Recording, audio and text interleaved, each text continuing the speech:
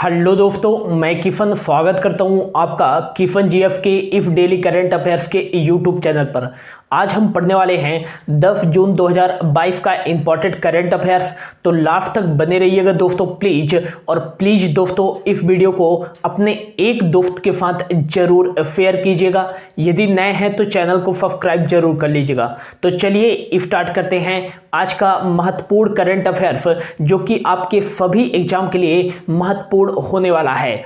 तो आज का जो हमारा पहला क्वेश्चन है, हाल ही में 75 किलोमीटर लंबी सड़क बनाने के लिए किसका नाम Guinness book of world record में दर्ज किया गया है? तो इसका जो राइट आंसर हो जाएगा दोस्तों, वो हो जाएगा कि हाल ही में NHAI national highway authority of India का नाम जो है 75 किलोमीटर लंबी सड़क बनाने के लिए Guinness book of world record में दर्ज किया गया है। अच्छा, इस 75 किलोमीटर जो लंबी सड़क को बनाया गया है NHAI के द्वारा, इसको क्यों Guinness book of world record में दर्ज किया गया है? तो Guinness book of world record में वही जो कार्य दर्ज किए जाते हैं जो कि एक अद्वितीय होते हैं, ठीक है ना। तो ऐसा ही एक कार्य किया है NHAI ने। 75 किलोमीटर जो सड़क है, इसको NHAI ने केवल 75 किलोमीटर लंबी सड़क को कितने दिनों में बनाया है?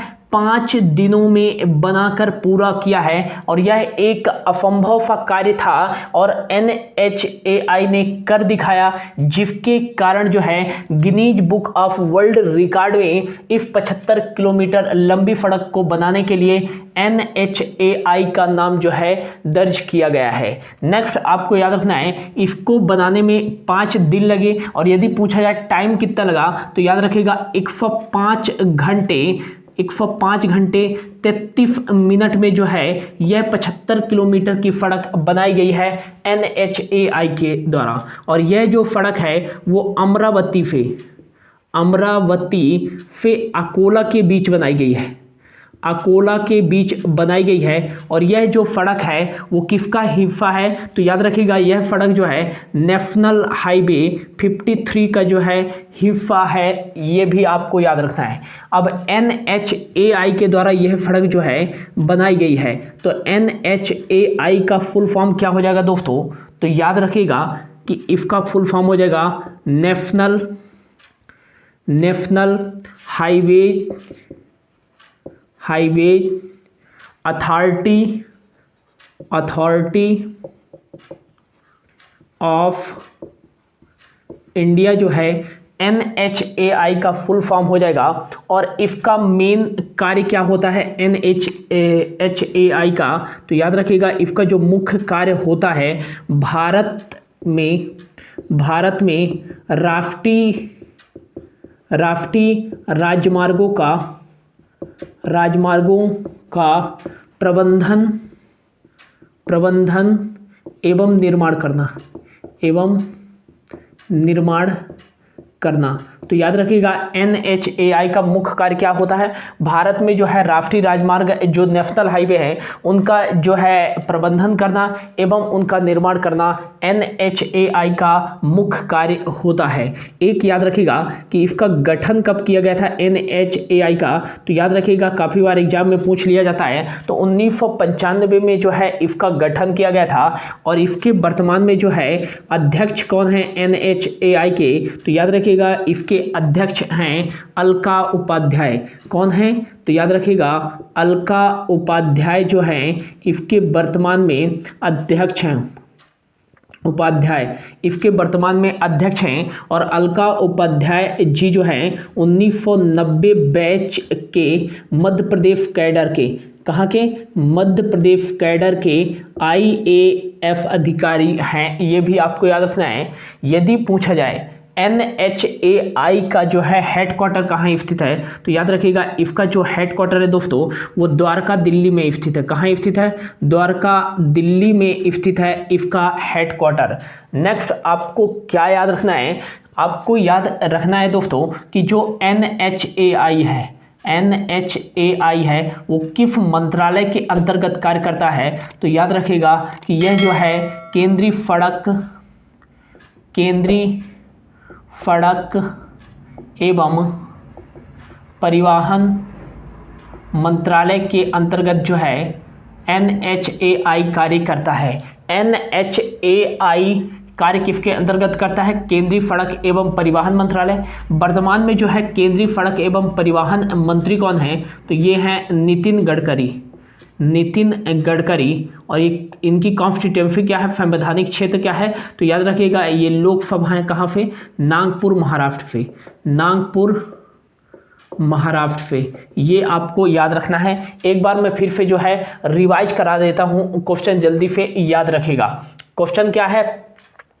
हाल ही में 75 किलोमीटर लंबी सड़क बनाने के लिए किसका नाम Guinness book of world record में दर्ज किया गया है? इसका राइट आंसर हो जाएगा NHAI का नाम 75 किलोमीटर की लंबी सड़क NHAI ने 5 दिनों में टाइम 105 घंटे 33 मिनट में जो है कंप्लीट किया है। और यह जो सड़क है अमरावती से अकोला के बीच नेशनल हाईवे 53 का हिस्सा है। NHAI का फुल फॉर्म हो जाएगा national highway authority of India. ये भारत में जो है राष्ट्रीय राजमार्गों का प्रबंधन एवं निर्माण करती है। इसका गठन 1995 में किया गया था और NHAI के वर्तमान में अध्यक्ष हैं अलका उपाध्याय। 1990 बैच मध्य प्रदेश कैडर के IAS अधिकारी हैं। NHAI का हेडक्वार्टर नई दिल्ली में है और यह जो है केंद्रीय सड़क एवं परिवहन मंत्रालय के अंतर्गत कार्य करता है। वर्तमान में केंद्रीय सड़क एवं परिवहन मंत्री नितिन गडकरी हैं। लोकसभा क्षेत्र जो है इनका नागपुर महाराष्ट्र है। इतना आप जो है इस क्वेश्चन से याद रखिएगा, मोस्ट इंपॉर्टेंट क्वेश्चन है। बढ़ते हैं अगले क्वेश्चन की ओर। इससे पहले दोस्तों यदि आपने मुझे इंस्टाग्राम पे फॉलो नहीं किया तो ये मेरी इंस्टा आईडी है किफन GF9। यहाँ जो है मैं टॉप 1 करंट अफेयर्स 1 से 2 current affairs top current affairs of the day daily जो है पोस्ट करता हूँ। आप मुझे यहाँ फॉलो कर सकते हैं और यदि आपको कोई भी डाउट होता है तो आप मुझे जो है DM भी कर सकते हैं इस इंस्टा आईडी में। बढ़ते हैं अगले क्वेश्चन की ओर। अगला जो हमारा क्वेश्चन है दूसरे नंबर का वो है हाल ही में किस राज्य के मुख्यमंत्री ने बीच विजिल ऐप लॉन्च किया है? तो इसका जो राइट आंसर हो जाएगा दोस्तों वो हो जाएगा हाल ही में जो है गोवा राज्य के मुख्यमंत्री प्रमोद सावंत जी के द्वारा जो है बीच विजिल ऐप लॉन्च किया गया है। तो राइट आंसर क्या हो जाएगा? गोवा राज्य के मुख्यमंत्री प्रमोद सावंत जी के द्वारा जो है बीच विजिल ऐप लॉन्च किया गया है। अब यह जो है बीच विजिल ऐप का जो है मुख्य उद्देश्य क्या है? तो बीच विजिल ऐप का उद्देश्य क्या है? तो इसको क्यों लॉन्च किया गया है? तो याद रखिएगा कि जितने भी समुद्र तटीय क्षेत्र हैं, समुद्र तटीय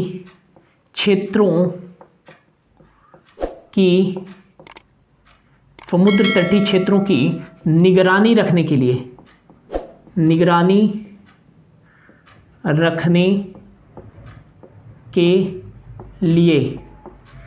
जो है समुद्र तटीय क्षेत्रों की निगरानी रखने के लिए जो है गोवा के मुख्यमंत्री प्रमोद सावंत जी के द्वारा यह ऐप लॉन्च किया गया है। अब गोवा के मुख्यमंत्री जी के द्वारा जो है यह ऐप लॉन्च किया गया है तो इंडिया के मैप पे देख लेते हैं गोवा कहाँ पास स्थित है। तो इंडिया के मैप पे जो है गोवा कहाँ पास स्थित है? तो याद रखेगा इंडिया के मैप पे गोवा कहाँ पास स्थित है? तो यहाँ पास स्थित है गोवा राज्य। याद रखेगा यहाँ पास स्थित है गोवा राज्य, जिसकी जो उत्तरी सीमा है ये महाराष्ट्र राज्य के साथ बिलोंग लगती है और इसकी जो पूर्वी सीमा है वो कर्नाटक राज्य के साथ बिलोंग करती है और इसकी दक्षिणी सीमा भी जो है कर्नाटक राज्य के साथ लगती है और इसकी पश्चिमी सीमा जो है वो अरेबियन सी के साथ लगती है। किसके साथ? अरेबियन सी के साथ लगती है। नेक्स्ट याद रखिएगा कि गोवा का जो है DLR नंबर क्या है? तो यहाँ का जो DLR नंबर है वो 221 है। यहाँ 2 डिस्ट्रिक्ट हैं, एक लोकसभा की सीट है और एक राज्यसभा की सीट है। यहाँ का जो विधानमंडल है वो है 1 सदनी, केवल यहाँ विधानसभा की सीटें हैं। और कितनी विधानसभा की सीटें हैं? तो 40 विधानसभा की सीटें हैं। याद रखिएगा कि गोवा की राजधानी क्या है? तो पणजी जो है यहाँ की राजधानी है। और यहाँ की जो है ऑफिशियल लैंग्वेज क्या है? तो कोंकणी जो है यहाँ की ऑफिशियल लैंग्वेज है। और याद रखिएगा गोवा किस नदी के किनारे स्थित है? तो ये मांडोवी नदी के किनारे स्थित है, याद रखिएगा गोवा। और नेक्स्ट याद रखिएगा यहाँ के मुख्यमंत्री कौन हैं? तो प्रमोद सावंत जो हैं यहाँ के मुख्यमंत्री हैं दोस्तों। और नेक्स्ट याद रखिएगा कि यहाँ के गवर्नर कौन हैं? तो पीएफ श्रीधरन पिल्ले जो हैं यहाँ के जो है राज्यपाल हैं। नेक्स्ट याद रखिएगा कि भारत का क्षेत्रफल के अकॉर्डिंग क्षेत्रफल के अनुसार भारत का सबसे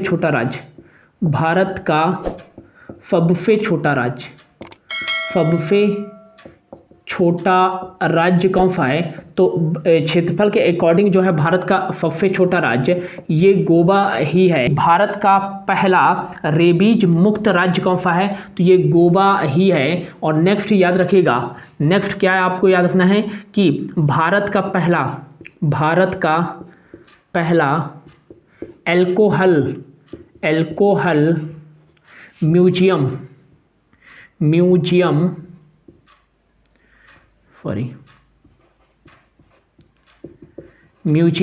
कहाँ बनाया गया है? तो ये गोवा में ही बनाया गया है, भारत का पहला अल्कोहल म्यूजियम। नेक्स्ट आपको याद रखना है कि यदि पूछा जाए भारत का पहला जो है शराब संग्रहालय कहाँ बनाया गया है? तो ये गोवा में ही बनाया गया है।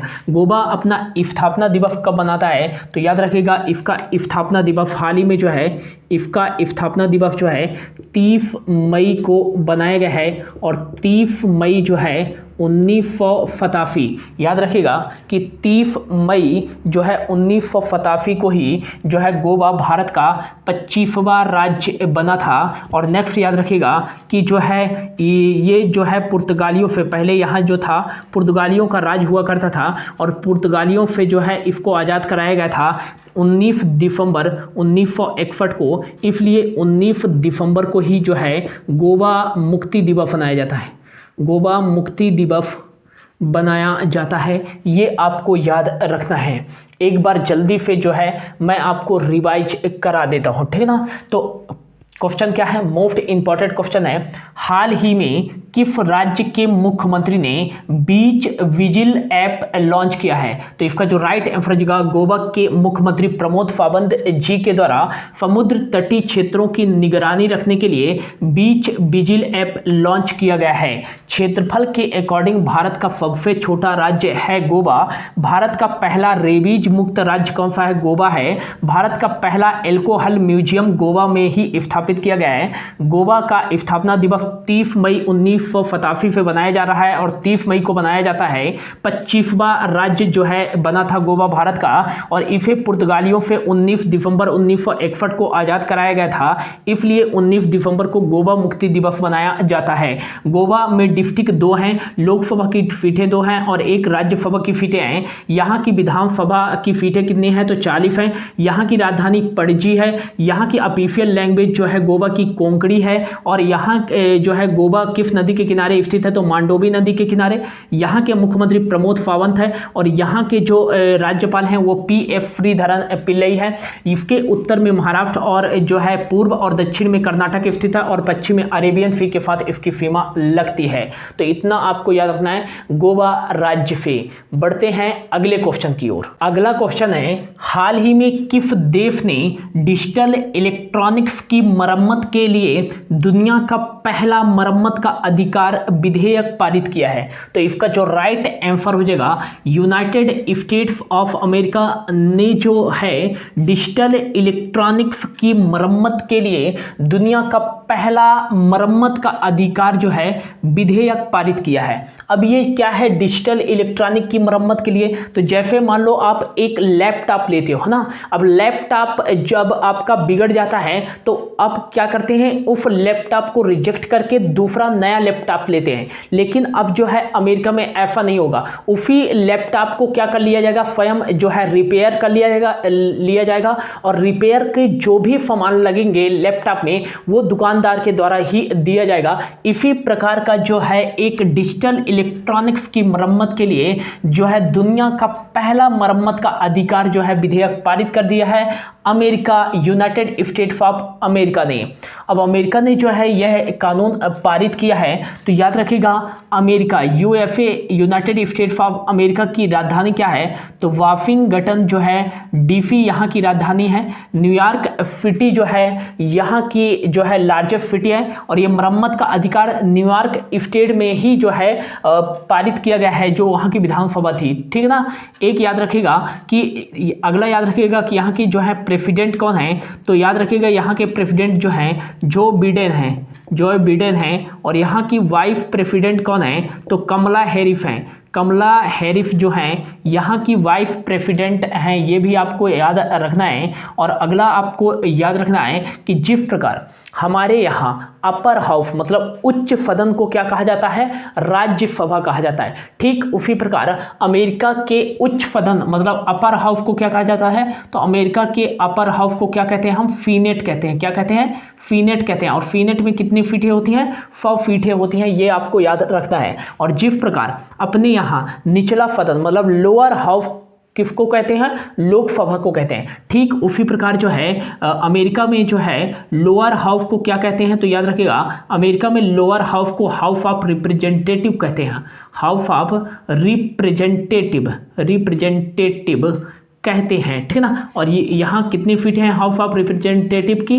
तो 435 फीटें हैं, ये आपको याद रखना है। जो बाइडेन जो हैं ये डेमोक्रेटिक पार्टी से बिलोंग करते हैं। एक याद रखिएगा कि हाल ही में जो है अमेरिका के द्वारा रिम पैक मतलब रिम ऑफ जो है पैसिफिक कह सकते हैं, रिम ऑफ पैसिफिक एक्सरसाइज जो है यह अमेरिका के द्वारा शुरू की गई है। और यह जो रिम पैक मतलब कि यह जो रिम्पैक्ट एक्सरसाइज है दोस्तों, ये दुनिया का सबसे बड़ा समुद्री जो है अभ्यास है रिम्पैक्ट एक्सरसाइज। इसका 28वां संस्करण जो है शुरू हो रहा है 29 जून से और 29 जून से लेकर 4 अगस्त तक यह आयोजित किया जाएगा। इसमें 26 देश के जो है सेना भाग लेंगी, नौसेना, और उसमें से एक जो है हमारा भारत भी शामिल है, ये आपको याद रखना है। रिम्पैक्ट जो है दुनिया का सबसे बड़ा नौसैनिक अभ्यास है, ये आपको याद रखना है। भारत और अमेरिका के बीच में कौन कौन सी एक्सरसाइज होती हैं?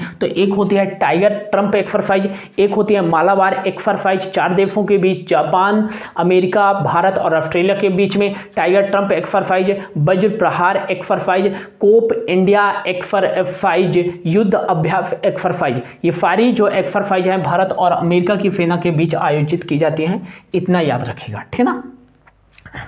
अगला क्वेश्चन है, हाल ही में बिरसा मुंडा जी की 122वीं पुण्यतिथि कब मनाई गई है? तो इसका जो राइट आंसर हो जाएगा, हाल ही में बिरसा मुंडा जी की जो 122वीं पुण्यतिथि बनाई गई है वो 9 जून को मनाई गई है। याद रखिएगा कि बिरसा मुंडा जी जो थे ये एक आदिवासी क्या थे? आदिवासी स्वतंत्रता सेनानी एंड लोक गायक थे। ये आपको याद रखना है। ये किस जनजाति से बिलोंग करते थे? तो मुंडा जनजाति से बिलोंग करते थे। इनका जन्म कब हुआ था? तो याद रखिएगा इनका जन्म 15 नवंबर 1875 को हुआ था। कहाँ? नागपुर पठारी क्षेत्र में। एक याद रखिएगा इनकी जो है इनका निधन कब हुआ था? तो इनका निधन जो है दोस्तों 9 जून 9 जून 1900 को हुआ था, याद रखिएगा। और केंद्र सरकार ने जो है बिरसा मुंडा जी की ही जयंती को जो है किस नाम से बनाने का फैसला लिया है 15 नवंबर को। तो याद रखिएगा इनका जो जयंती है वो जनजाति गौरव दिवस के रूप में मनाया जाएगा। जनजाति गौरव दिवस के रूप में मनाया जाएगा, याद रखिएगा। और अगला आपको याद रखना है कि धरती की आभा के नाम से किसे जाना जाता है। तो ये बिरसा मुंडा जी को ही धरती की आभा के नाम से जाना जाता है। और एक याद रखिएगा कि रानी का शासन खत्म करो, रानी का शासन खत्म करो, हमारा साम्राज्य स्थापित करो। यह जो है नारा किसने दिया था? तो रानी का शासन खत्म करो और हमारा साम्राज्य स्थापित करो, यह जो है बिरसा मुंडा जी के द्वारा ही कहा गया था। तो याद रखिएगा 9 जून को इनकी जो है 122वीं पुण्यतिथि बनाई गई है। आदिवासी स्वतंत्रता सेनानी एवं लोक गायक थे, मुंडा जनजाति से बिलोंग करते थे।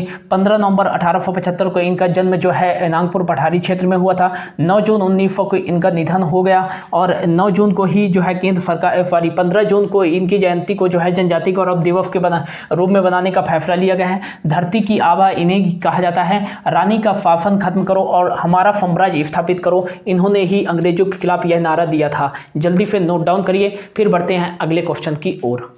और अगला जो हमारा लास्ट क्वेश्चन है वो है हाल ही में विश्व की पहली फिशिंग कैट की जनगणना कहाँ की गई है? तो याद रखिएगा हाल ही में जो है चिल्का झील जो कि कहाँ है? तो चिल्का झील ये है उड़ीसा राज्य में और यही जो है विश्व की पहली फिशिंग कैट की जनगणना शुरू की गई है, ठीक है ना। याद रखिएगा कि चिल्का झील में जो है 176 फिशिंग कैट के घर पाए गए हैं, ये याद रखिएगा। और फिशिंग कैट होती क्या है दोस्तों? तो ये एक दलदली क्षेत्र में रहने वाली बिल्ली है जो कि मछलियों को मारकर खाती है और इसे ही हम बोलते हैं फिशिंग कैट। और इसकी जनगणना शुरू हुई थी और जो है चिल्का झील में जो है 176 फिशिंग कैट के घर मिले हैं, चिल्का झील में मिले हैं। तो याद रखिएगा चिल्का झील किस राज्य में स्थित है? तो यह जो है उड़ीसा राज्य में स्थित है। और ये किस नदी के मुहाने पर स्थित है? तो ये जो है दया नदी के मुहाने पर स्थित है चिल्का झील। एक याद रखिएगा कि ये जो है भारत की सबसे बड़ी खारे पानी की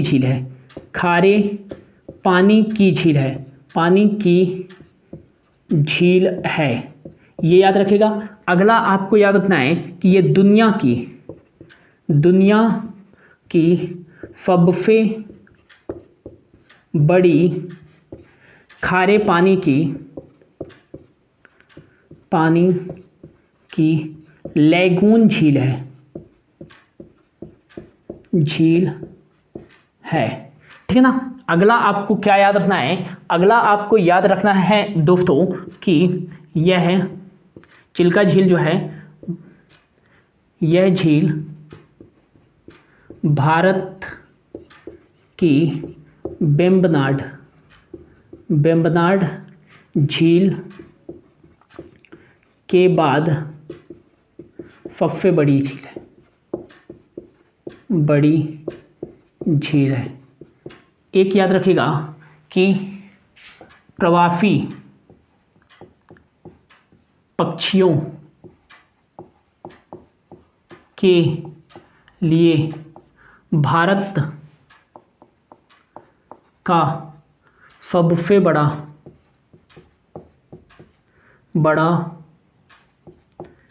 शीतकालीन स्थल ये चिल्का झील ही है, ये याद रखिएगा।